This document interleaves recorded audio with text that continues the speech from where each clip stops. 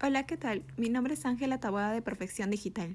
A continuación, el video del taller gratuito Creación de microservicio REST con Spring Boot y MongoDB.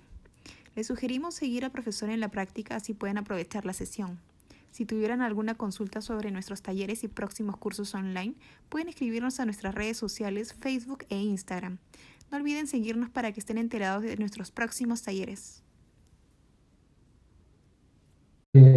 Jan Ramal, soy el expositor, soy especializado en desarrollo sobre la plataforma Java, ¿sí? Soy backend especialmente.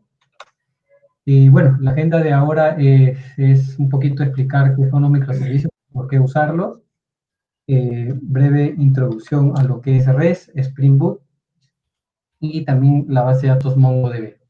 Y por último vamos a ver una implementación de un microservicio REST utilizando esta herramienta que es Spring Boot para que se conecte con el MongoDB, ¿no? Y vamos a hacer unas pruebas con el Postman.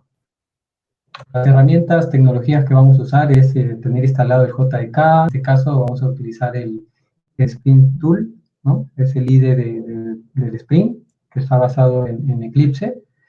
Pueden utilizar otro también, no hay problema con eso, siempre y cuando lo trabajen, en este caso vamos a trabajarlo con Maven, ¿no? Spring Boot también vamos a utilizar, ¿no? Una base de datos MongoDB, también la GUI, el cliente para poder interactuar con esa base de datos. Vamos a utilizar Postman para hacer unas pruebas. Lombok, ya lo vamos a ver qué cosa es Lombok, que es un proyecto muy interesante para reducir el código que escribimos. Maven para poder crear nuestro proyecto y manejar dependencias. Y también vamos a utilizar lo que es el Spring Initializer, ¿no? Que nos va a permitir crear un proyecto base para poder implementar lo que vamos a hacer ahora. ¿Qué son los microservicios? Los microservicios es toda una arquitectura, ¿no? De uso moderno, ¿no? Para el desarrollo del software, ¿sí?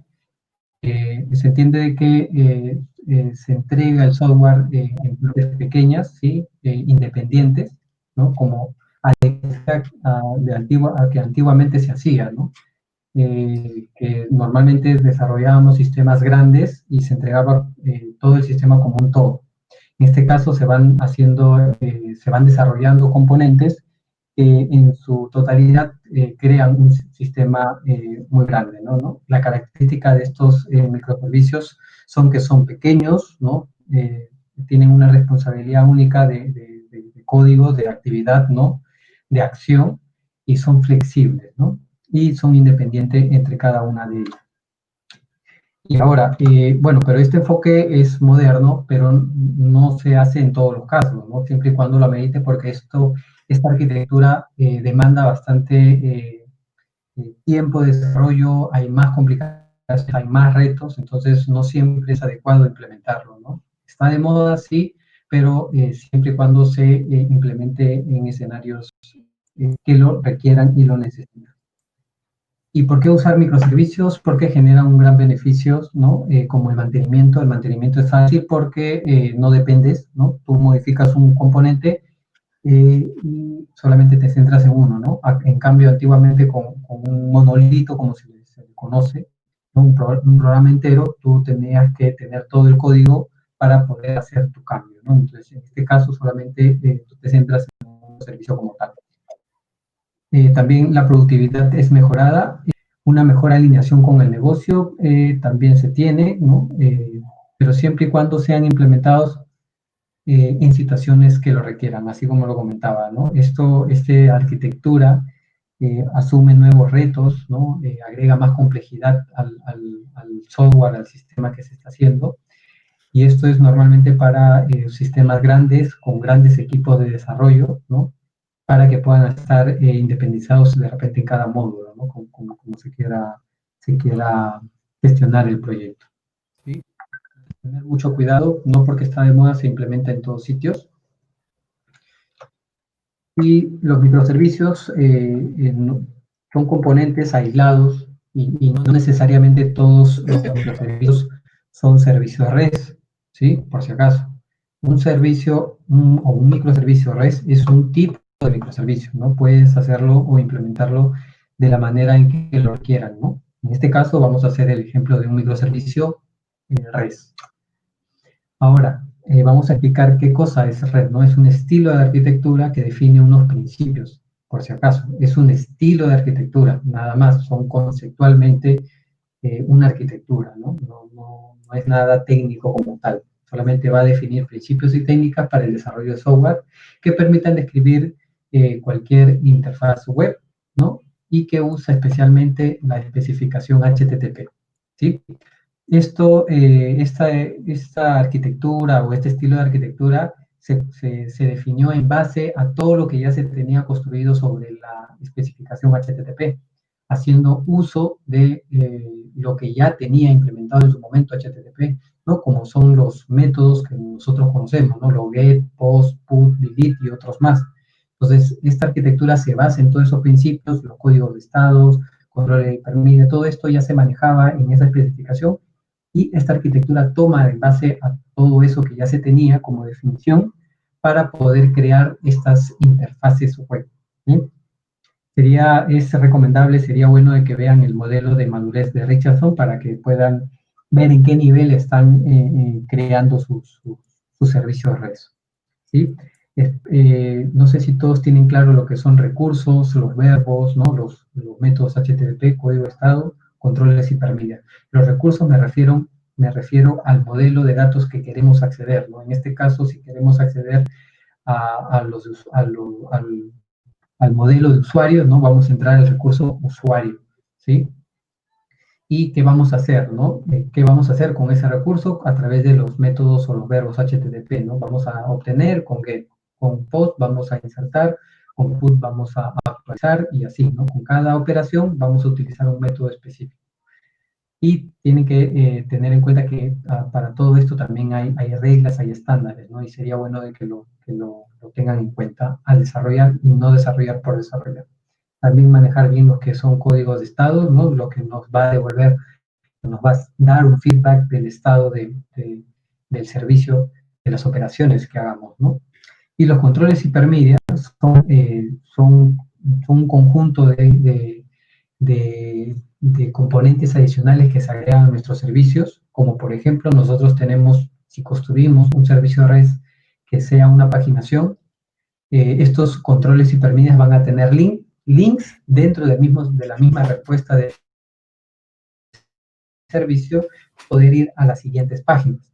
Entonces, estos controles hipermedias nos permiten autocomunicarnos con el mismo servicio y para poder descubrir otros servicios de nuestro propio server REST, ¿no? Entonces, eso más o menos es lo que nos ayuda los controles de hipermedia.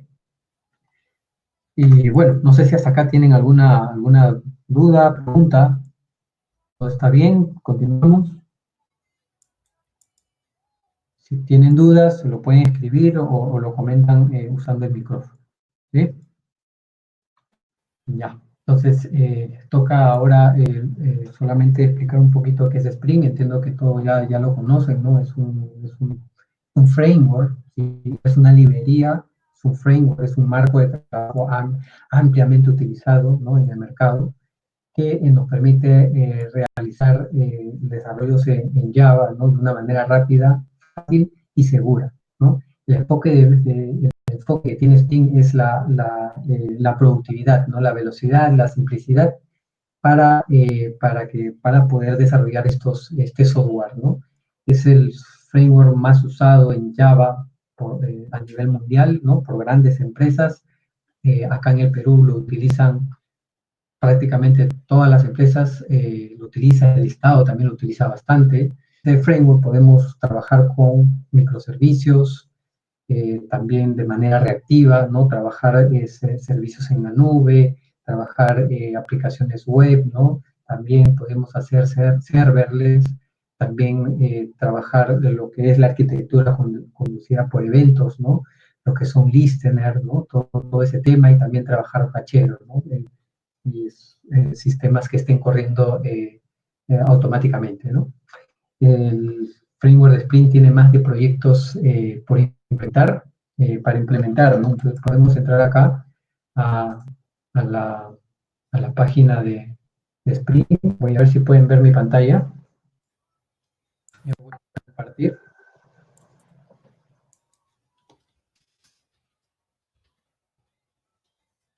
Ok, ya. Acá tenemos la página principal de Spring y acá podemos ver todos los proyectos que tiene, ¿no? Podemos ver su documentación. Tiene muchos proyectos, muchos módulos por lo cual tenemos que investigar y meternos a ver un poco más, ¿no? Tiene muchos, es muy grande, ¿no? Cada proyecto es un mundo, ¿no? El proyecto base es Spring, ¿no? En la cual se basan todos los otros proyectos, ¿no? Tenemos a Spring Boot, que ahorita lo voy a comentar, Spring Data, ¿no? Spring Security, muy utilizado, ¿no? Y así muchos otros proyectos que pueden ir viéndolo y sería interesante que den la documentación. Bueno, eh, ahora toca explicar lo que es Spring Boot, ¿no? De repente ahí tienen un poco de dudas qué cosa es Spring y si es lo mismo con Spring Boot. Como les decía y como les mostraba, Spring Boot es un proyecto más sobre Spring Framework, ¿sí?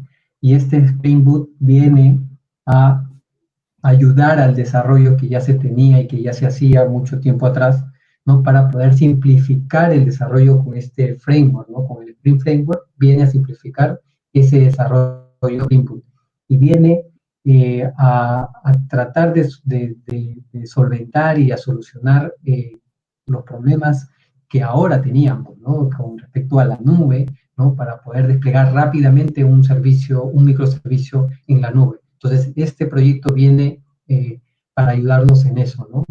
A facilitar la configuración que antiguamente se hacía muy complejo, ¿no? Entonces, este Spring Boot viene a ayudarnos en eso, ¿no? Ya no tiene toda esa complejidad y solamente tú vas habilitando cosas, ¿no? Él ya viene preconfigurado y tú vas habilitando las cosas que vas necesitando. Antiguamente se tenía que hacer toda esa configuración a mano.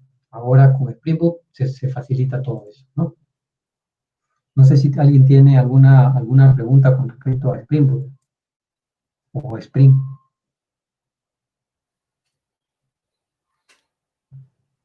Bueno, todo está claro entonces, sí.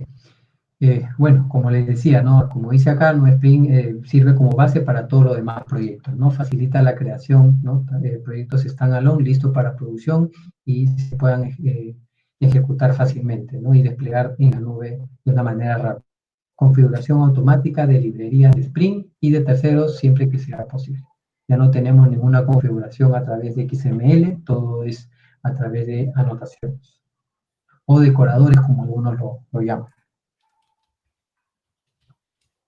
Y bueno, una arquitectura de microservicios nunca está completa sin un software que lo administre y aumente su tolerancia a fallos, ¿no? En Spring podemos utilizar lo que es Spring Cloud, ¿sí? No porque nosotros empezamos a construir servicios REST, vamos a tener una arquitectura de microservicios. Para tener una arquitectura de microservicios necesitamos varios componentes, que es lo que estamos mostrando acá en el gráfico, ¿no? Tenemos lo que es el Spring Config, ¿no? El Discovery, el Getaway, ¿no? El Route, y así tenemos diferentes componentes para poder implementar toda una arquitectura. Nosotros lo que vamos a ver ahorita es solamente microservicios conectados a una base de datos Mongo, ¿no? Y bueno, no sé si acá tienen alguna pregunta. ¿No? En este taller, claro, no vamos a poder implementar todo eso, ¿no? Eso es para, eso demora bastante, ¿no? Implementarlo, esto sí se vería en el curso que más adelante vamos a tener, ¿no?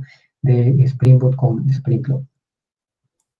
Bueno, por último vamos a comentar lo que es MongoDB, ya todos sabrán, MongoDB es una base de datos no relacional, ¿sí? Es una base de datos distribuido de propósito general y basada en documentos, ¿no? Los documentos son escritos específicamente en JSON, ¿no? Así como vemos en la imagen, está diseñado para desarrolladores de aplicaciones modernas y para la era de la nube, ¿no? Almacena datos, como digo, en JSON, esto te permite seguir trabajando en objetos en la base de datos, ¿no? Bueno, esta es la parte teórica. No sé si hasta el momento tenemos alguna pregunta, ¿no? Alguna duda que tengan, sino para ir ya a mostrarle cómo desarrollar este microservicio REST, ¿no? Bueno, ahora sí, vamos al código entonces. Veo que nadie tiene dudas, todo está claro para ustedes.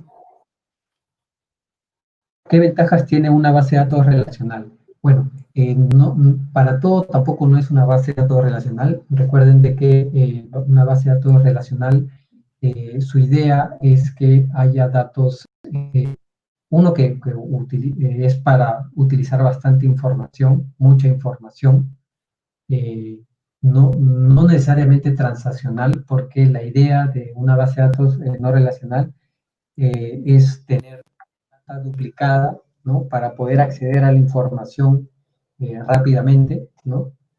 Y que esté distribuida en todas las colecciones, en los lugares que podamos almacenar. En cambio, una base de datos relacional tiene data estructurada, no, no distribuida la información, no replicada la información en todos los lugares, no centralizada. Y eso hace que nosotros tengamos la necesidad de hacer joins, cosa que hace más lento la consulta, ¿no? Y claro que tiene una escalabilidad menor con respecto a la información, ¿no? Ya seguimos. Como les decía, vamos a utilizar la herramienta Spring Initializer para poder crear la base del proyecto. ¿Sí? Es la que tenemos acá en Project y Spring Initializer.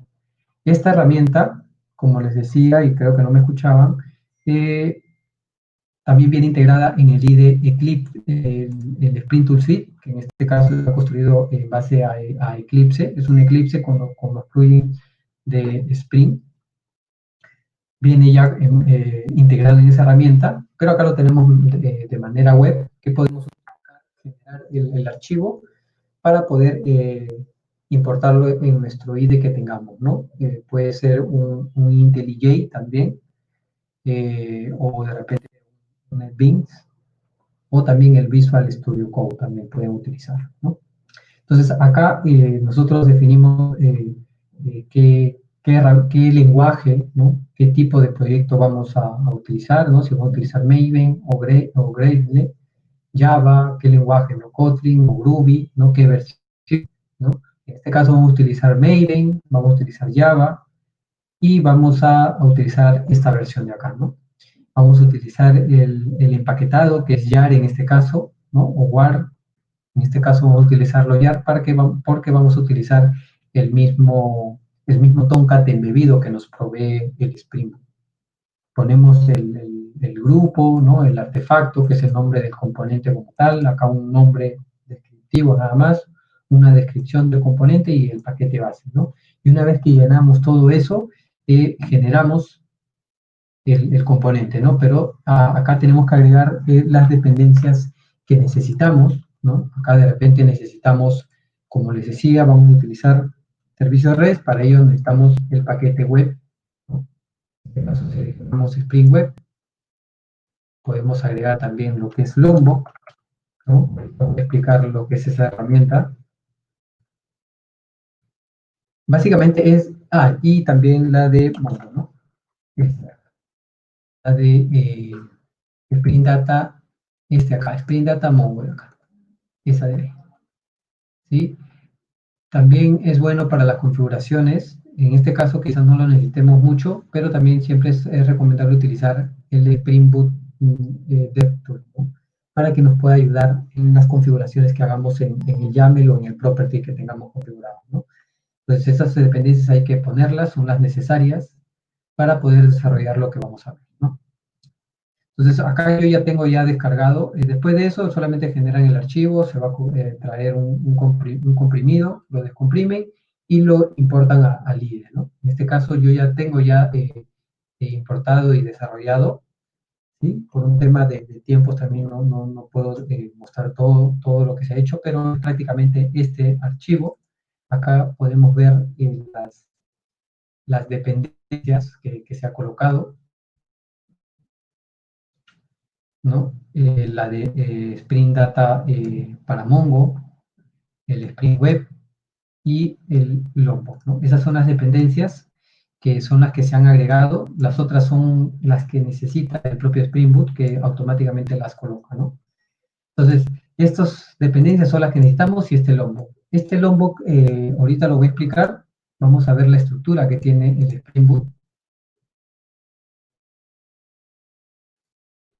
Acá tenemos el properties, que también nos lo trae. Nosotros vamos habilitando nada más lo que vamos necesitando. En este caso, como vamos a Spring Data Mongo, ¿cierto? Sí, Spring Data Mongo.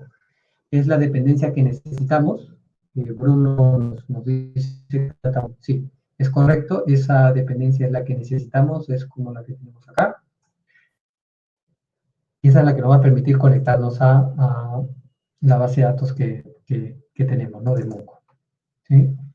Ahí definimos la URL de conexión, ¿no?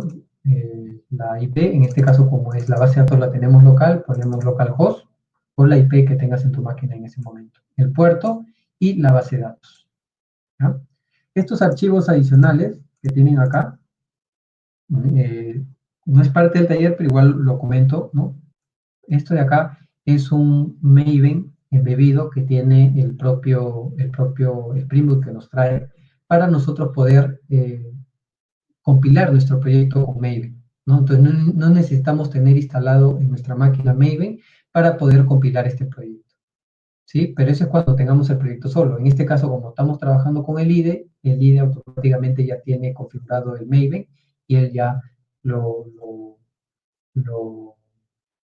utiliza, ¿no? No utiliza el de acá, pero utiliza el del propio IDE que ya tiene embebido también. Bueno, entonces acá tenemos los diferentes paquetes, ¿no? Tenemos el controller, el model, el repositorio y el service, ¿no?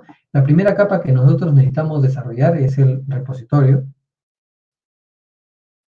Y acá, miren, la facilidad que nos provee Spring Data, ¿no? El módulo de Spring Data nos provee la configuración automática para conectarnos a la base de datos. En este caso es para conectarnos a la base de datos Mongo. Entonces, solamente creamos una interfaz y heredamos acá en una interfaz, no se implementa, sino se extiende. Esa es ya parte de Java o como tal. Y acá extendemos la clase que es Mongo Repository. Y nosotros lo que hacemos acá es colocar el modelo que necesitamos y su llave primaria. Vamos a ir al modelo para que vean lo que tiene. Esto prácticamente es una referencia tal cual de mi base de datos que voy a tener. ¿Sí? En este caso es mi clase notificación y tiene propiedades, ¿no? Estas propiedades son simples textos y acá tenemos fechas de creación, ¿no? Fecha de creación, ¿no? Que le hemos definido con local date time y le damos un formato para exponerlo, para que cuando pongamos el resultado JSON nos lo muestre en este formato, porque esta en sí es una clase propia y que tiene un formato específico. Y si nosotros queremos formatearlo, tenemos que hacer esto, ¿no? A través del JSON format. Todas estas dependencias ya nos la trae el propio Spring Boot, ¿no? Al agregar sus dependencias, él ya nos trae todas estas dependencias. Por eso esas anotaciones ya nosotros ya la tenemos, porque él ha cargado varias dependencias que necesitamos para desarrollar este servicio, ¿no? Por si acaso. Ahora, ¿qué más tenemos acá? Tenemos algunas anotaciones, ¿no? Como por ejemplo la arroba data. Este arroba data, ¿qué cosa es? Este arroba data es, miren, es una anotación de Lombo. No sé si habrán escuchado de Mongo, pero Lombo nos permite generar código en tiempo de compilación. En este caso, no tenemos, si se dan cuenta, los getter y setter de estas propiedades. Lo que va a hacer Lombo, al momento de que se compile nuestro proyecto, él en ese momento va a generar automáticamente esos métodos y generar nuestras clases, nuestros puntos class, nuestros compilados, ya le va a incluir los métodos. Entonces nosotros ya no necesitamos escribir. Entonces eso nos va a reducir bastante en escribir todo ese código. Eso es lo que nos provee Lombo, ¿no? Y también algunas otras anotaciones, ¿no? Como para construir los métodos, ¿no? Los constructores, ¿no? Sin argumentos, con argumentos. También para implementar el toString. No sé si todos lo han visto, pero en vez de hacer esto, uy, a ver un momento, en vez de generar tu string, todo este código, él ya con esa anotación ya me lo genera automáticamente. Y así con las demás anotaciones. Y tiene mucho, tiene varias anotaciones que sería bueno que le den una revisada también, ¿no? A su documentación. No sé si tienen aquí alguna pregunta con respecto a lo que se ha hecho acá. Solamente falta explicar esta anotación, que es la de create date y las modify date. Estas anotaciones nos van a permitir inyectarle automáticamente las fechas en el momento que lo necesitemos, ¿sí? Habilitando algo en Spring Boot, habilitando la auditoría de Mongo, automáticamente estas anotaciones hacen de que se coloquen las fechas automáticamente y nosotros no coloquemos nada, ¿no? Él va a agarrar la fecha del sistema y lo va a setear en esa propiedad para registrarlo en la base de datos. No sé si hasta ahí tienen alguna pregunta. Sí, ¿cuáles anotaciones? ¿Las de acá? Ya, sí funcionan para Postgre. Lo que no estoy seguro es este de acá, porque acá dice Mongo. No sé si de repente habrá otra anotación para otra base de datos. Estas anotaciones sí funcionan para los otros. De repente no es necesario habilitarlo, de repente ya se coloca automáticamente, sería cuestión de probarlo. Yo creo que sí. No lo he probado sobre Postgre, pero yo creo que sí. Sería cuestión de probarlo, ¿no? Las otras anotaciones son para todas las clases. Se pueden implementar, los Lombok se puede implementar en todas las clases que necesiten. ¿Sí? No sé si alguna otra duda, pregunta que tengan.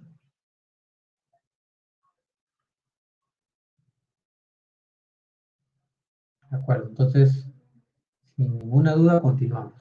Entonces, ya tenemos ahí nuestro modelo construido, que es prácticamente la estructura de la base de datos. Tenemos nuestro repositorio, como decía, nuestra clase repository solamente va a heredar, ¿no? A extender de Mongo repository, indicándole la propiedad que va a manejar y su llave. La llave primaria en Mongo es un string y se lo especificamos con esta anotación, ¿no? Una anotación del Spring Data. Y así le indicamos de que esta va a ser la primary key y acá vamos a colocar el primary key. ¿Sí? Para que lo tengan en cuenta. Continuamos. Entonces, después de definir nuestro repository, tenemos que crear nuestro service. Algo que no comenté, este repository ya tiene, vamos a poder revisar lo que tiene. Él ya tiene métodos ya construidos para nosotros utilizarlo, ¿no? Pues para nosotros estar creando esos métodos, ¿no? Como la búsqueda para poder guardar un listado, ¿no? Buscar todos a través de un ordenamiento, un insert, ¿no? Ya tiene métodos definidos para poder hacer toda esa implementación automáticamente, ¿sí? Entonces nosotros solamente vamos a llamar. Podemos definir métodos customizados, sería cuestión de ir a la documentación y poder crear los métodos de acuerdo a sus necesidades, ¿no? Que tengan, pero nosotros en un mantenimiento simple, que es la que vamos a ver ahora, no necesitamos hacer nada más con respecto a eso, ¿sí? Pero sería bueno de que investiguen más sobre este Mongo Repository, que también existen para las otras bases de datos, ¿no? Relacionales, también existen y se pueden implementar de la misma manera. Claro que es como otras clases, ¿no? Pero también se puede hacer de la misma manera. Bueno, entonces ya tenemos nuestra capa repository, ahora la capa service, lo que va a hacer, otra cosa que me olvidé acá, esta clase ya como extiende del Mongo repository, ya no es necesario ponerle el @repository, de repente algunos tienen conocimiento de que antiguamente al repository se le ponía, ¿no? @repository para que el contexto de Spring lo pueda obtener, ¿no? Para que esta clase se cargue al contexto de Spring. Entonces, como esta interfaz extiende de esa clase, ya no es necesario. Lo pueden poner, pero al final es lo mismo. Pero el service Sí, el service para que se pueda cargar al contexto de Spring necesitamos agregarle esa notación, ¿no? El @service, para que se pueda tener en el contexto de Spring. Luego inyectamos, ¿no? Con esta propiedad que es el AutoWire, AutoWire, inyectamos el repositorio, que es esta en la interfaz, y vamos llamando a los métodos que necesitamos, ¿no?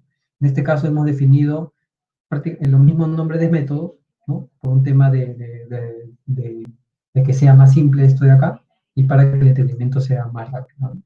Vamos a utilizar el método find y automáticamente del repositorio solamente llamamos al método, ¿no? Para buscar por ID, llamamos al método byId. Para agregar, llamamos al método save, ¿no? Para actualizar, también es el mismo método, pudimos utilizar el mismo método. Acá solamente por tema de ejemplo hemos utilizado dos métodos, pero acá podemos hacer una diferencia y utilizar el mismo método, ¿no? En este caso, he creado dos métodos llamando al mismo, ¿no? Save. Él internamente hace la lógica que si tiene el ID, actualiza, si no tiene, insert, ¿no? Y tenemos por último el método que es el delete by ID, ¿no? ¿Hasta ahí alguna pregunta?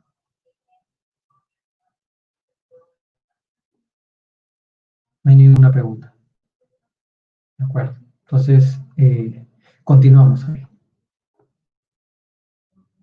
Vamos ahora al controlador. Y acá tenemos un poquito más de cosas. Ya, entonces, acá vamos a definir ya todos los métodos que necesitamos para nuestro mantenimiento, ¿no? Que estamos creando. Y acá tenemos algunas anotaciones, ¿no? Nuestro servicio REST lo vamos a anotar, ¿no? Para exponer o para decirle a Spring que cree esta clase dentro de su contexto con el REST control. Y para especificar la ruta de mi controlador con el request mapping, definimos la ruta base, ¿no? Siempre es recomendable trabajar con versiones, ¿no? La estructura o el estándar que se maneja al crear, ¿no? Las rutas, ¿no? De las APIs, es recomendable utilizar versiones, ¿no? En este caso le he puesto versión 1 y notificación, ¿no? Para poder trabajar con el recurso notificación. Acá vemos una anotación adicional que es, miren, el lombo, y es para trabajar con el log. Con esta anotación yo ya no necesito agregar una variable de log, ¿no? Que llame al logger, ¿no? Pasándole la clase, sino que automáticamente él ya hace eso y nosotros solamente utilizamos. ¿Sí? También en esa parte nos ayuda Lombo. Ahora, para definir el método get para obtener información, lo hacemos a través de la notación getMapping, ¿no? Acá mismo, dentro de la misma notación, ya nos indica que estamos haciendo un get y estamos haciéndole una petición a nuestro... Acá, perdón, es así, no se debería poner el slash, no así. Para llamar a esta ruta, como estamos especificando get, sin más, él automáticamente va a ir ahí. Acá no es necesario ponerlo. Automáticamente va a detectar que estás en esta ruta, estás especificando un get, automáticamente va a buscar con cuál es el que coincide y es este de acá, ¿no? Ya, entonces acá lo que vamos a hacer, y siempre es recomendable utilizar el response entity, ¿sí? Al devolver un resultado en todos los métodos en Spring Boot es necesario utilizar el response entity, ¿sí? Porque esta clase nos permite agregarle más cosas, como es el estado, ¿no? El status, el HTTP status, o los headers, de una manera sencilla. Entonces, siempre es recomendable utilizar el response entity, ¿sí? Y a ese response entity ya le especificamos el dato a devolver, ¿no? Que en este caso es la lista de notificaciones, es una lista sencilla, y prácticamente llamamos al método del servicio, ¿no? Del service, llamamos al final, lo guardamos. Bueno, acá estamos haciendo una pequeña validación. Si es que la lista me trae datos, le pongo al status OK. Si no me trae datos, le pongo no content, ¿no? Es por un manejo de estándar. Y si sucede algún error, ¿no? Le pongo un log para ver el resultado del error, un trace, y al estado le pongo un Intel Server Error, ¿no? De esta manera estamos controlando parcialmente el error, pero de repente no es lo adecuado. Esta de acá es una manera de ejemplo. También es recomendable utilizar, a ver, antes de eso voy a contestar ahí, y si es de plegable, ¿cómo se haría el response entity? Pagable. Si es pagable. Sí, es para paginación, pero que eso no te entiendo la respuesta. Se coloca, no hay problema. Tú puedes acá devolver ese resultado.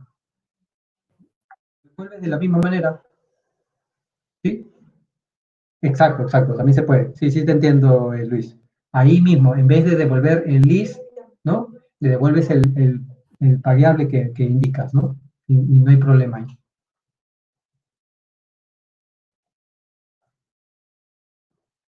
No sé si responde eso a tu pregunta. Sí se puede lo que indicas. De acuerdo. Ya. Entonces, no sé si hasta ahí tienen alguna pregunta. Te estaba comentando lo del try catch. Sí sería bueno utilizar el controller advice para que capture una clase específica para que capture todos los errores, ¿no? Y centralice en una sola clase todo eso. Sí, acá solamente por temas de prácticos, solamente se ha hecho el try catch acá mismo. ¿Ya? Bueno, continuamos. Acá tenemos otro método que ya es para devolver o buscar, ¿no? Una notificación a través del ID. Acá sí ya pongo un slash y en la URL, ¿no? En el path, pongo una variable que en este caso es el ID, y esa variable hace referencia a este de acá, que a través de la notación path variable yo obtengo el valor y se guarda en esta variable para nosotros pasarlo, ¿no? Al método. Y de la misma manera hacemos la misma búsqueda y la misma validación, ¿no? Ahí no hay tanto cambio, solamente es pasarle ese atributo y cómo obtenerlo, ¿no? Nada más. Ahí no hay tanto tema, pero igual no sé si ustedes tienen alguna duda.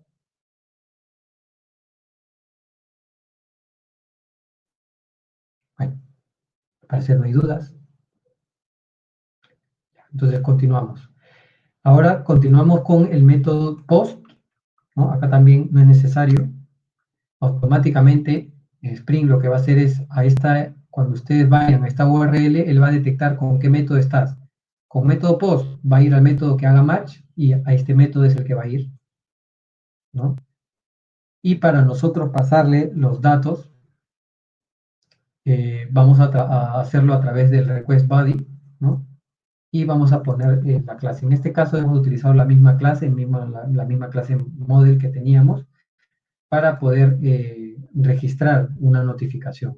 Entonces, y de la misma manera la seguimos trabajando. Llamamos al método add de nuestro service y le pasamos toda esa clase, ¿no? Acá, claro, se entiende que hay temas de validaciones, ¿no? Temas de control, un mejor control de error, pero por temas prácticos se hace de esa manera más sencilla, ¿no? Igual lo manejamos con un try catch. Acá decimos si es que ese componente ha sido creado, enviamos el estado create, ¿sí? Así se debería manejar los estados de acuerdo a cada acción que hagamos, ¿no? Tenemos acá el método para actualizar, que es el path mapping, y para actualizar el estándar te indica de que en la URL debes pasarle el ID, porque debes identificar cuál es el componente que vas a modificar, ¿no? Entonces, para ello necesitamos dos cosas, el request body, que son los datos de todo la entidad que estás manipulando, y el ID, ¿no? Que está a través de path variable, ¿no? Esos dos datos necesitamos. Lo que yo hago acá por un tema de reutilización es a este notification le seteo ese ID que le estoy pasando y se lo paso, ¿no? Y de la misma manera lo manejo a través de un try catch, nada más, ¿no?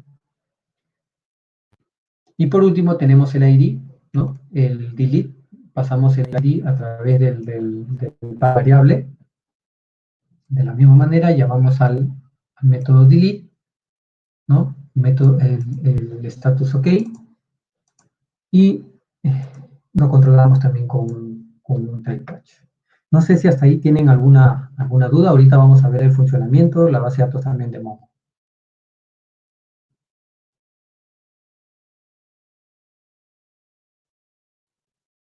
Ya, entonces vamos a ir a la base de datos. Estoy abriendo el Postman para que se vaya cargando. Y acá tenemos la base de datos. Yo tengo instalado el Compass, el MongoDB Compass, que es el cliente, ¿no? La GUI para poder trabajar con la base de datos, que es el que viene con el propio server. Ya cuando ustedes se bajan el servidor de MongoDB, ya incluye este instalador, solamente es en la instalación hay que habilitarlo, ¿no? Nada más. Esta es la base de datos. Acá tenemos ya unos datos cargados de data, de prueba, para que lo vean al utilizar el servicio, ¿no? Acá, Postman. Ya, entonces acá tenemos Postman y vamos a ver acá. Miren, acá tenemos al método y voy a tener que levantar primero mi servicio. Acá lo tenemos. Él detecta automáticamente que es un proyecto de Spring Boot y lo carga acá, ¿no? Entonces acá lo podemos levantar. Recuerden de que este Spring Boot, ¿no? A diferencia de un proyecto Spring normal, ya tiene embebido por defecto, tiene embebido un Tomcat, un servicio, en este caso Tomcat, dentro de sus dependencias. Si vemos las, las librerías, las dependencias, acá tenemos un Tomcat embebido. ¿Ya? Entonces, ese es el servidor que se va a levantar. Entonces, acá lo vamos a levantar, guardamos lo que ha modificado,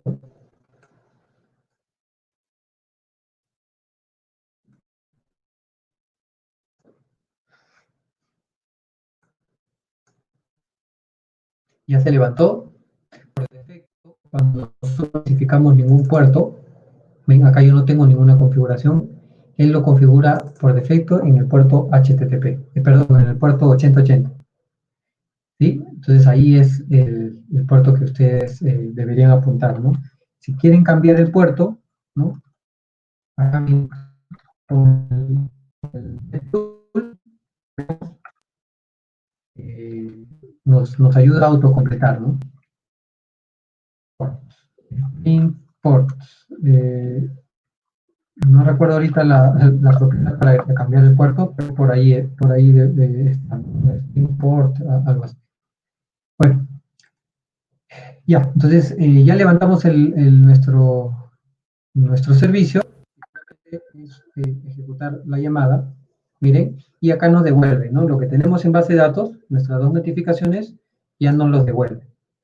Miren, nos devuelve ya parseado, ¿no? Automáticamente nosotros no hemos configurado nada, él automáticamente ha hecho el parseo utilizando por defecto también el Jackson para hacer la transformación a JSON, ¿no? De clase a JSON.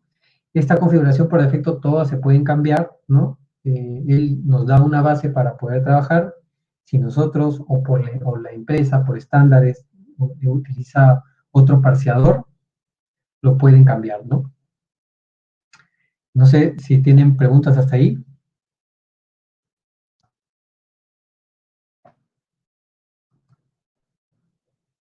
Ya, entonces continuamos.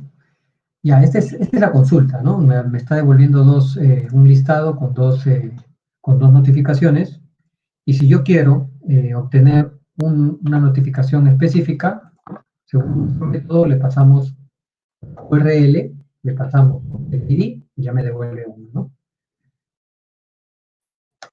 Para poder crear, nosotros tenemos que especificarle tipo HTTP post, ¿no? Para poder registrar. Y en el body, acá en el body, en el cuerpo, marcando raw, en la herramienta Postman, debemos especificar las propiedades a través de JSON, lo que vamos a registrar, ¿no? Entonces, mensaje de prueba, 28.5.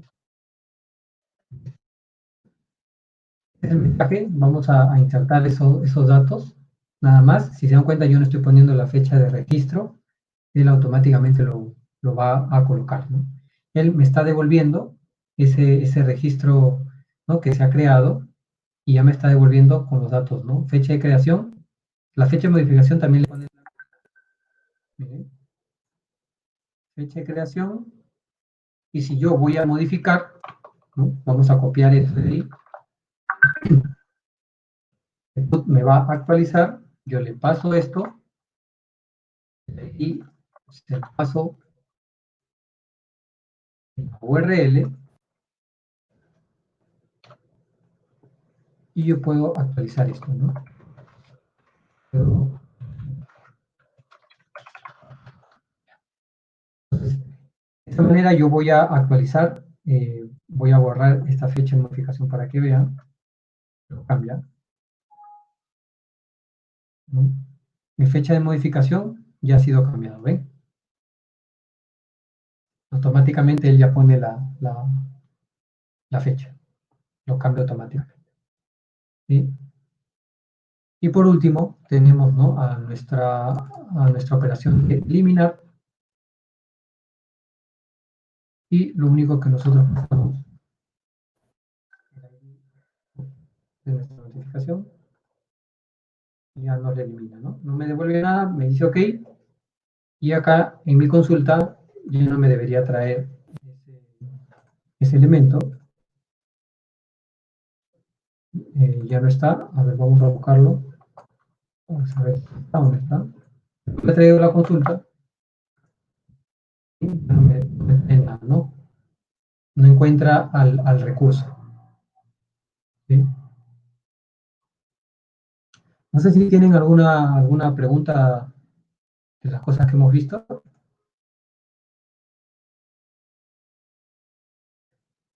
Dudas, consultas.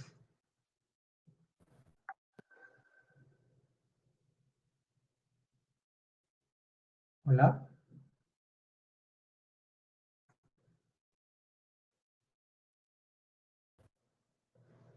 ¿Todo bien?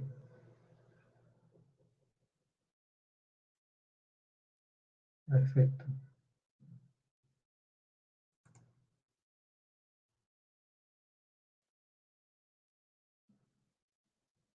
Ya. Bueno, solamente quería agregar o especificarle o indicarle, ¿no?, de que este proyecto lo descargué, y como les comentaba, estos archivos es para poder compilar con Maven, y el wrapper, ¿no?, la clase que compila está dentro de acá, si se dan cuenta, ¿no?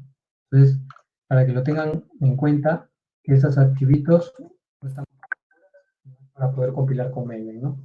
Y de la misma manera, si lo hacen con Gradle, también le viene el wrapper dentro de su servicio, ya viene integrado el Gradle, ¿no? ¿No? Próximamente vamos a abrir cursos, y si los que están interesados eh, se puedan inscribir también. Gracias por su tiempo. Igual estamos invitando a otros profesores para que puedan dictar también otros cursos y otros talleres. Con Python, vamos a ver Python, Android, Angular, ¿no? Vamos a ver diferentes tecnologías, herramientas, lenguajes de programación. Gracias a todos. Gracias, chicos. Buenas noches.